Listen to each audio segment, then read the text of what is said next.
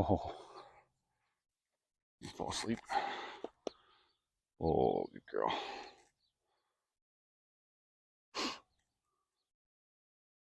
So in the previous video where she was having trouble rotating around to that left shoulder, it's not always a neck issue that's causing it. It could also be a issue with the shoulder itself.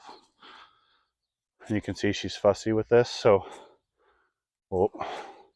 we could be dealing with a shoulder issue versus a neck issue, or if C7 is the problem, like I said, is behind the shoulder, that could be causing this too.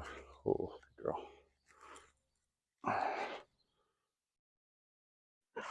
Yeah, I know.